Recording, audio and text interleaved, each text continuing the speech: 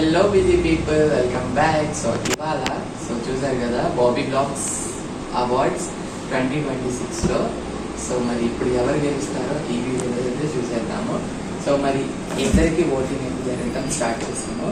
So వాళ్ళిద్దరిలో చిన్నియ విఘ్నేష వీళ్ళిద్దరిలో ఎవరు గెలుస్తారనేది ఇవాళ తెలిసిపోతుంది. చూసేద్దాం వచ్చేయండి.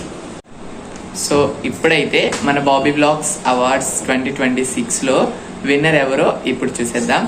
ఒక వీడియో అయితే ప్లే అయింది, చూసేయండి. చిన్ని రెడీయా?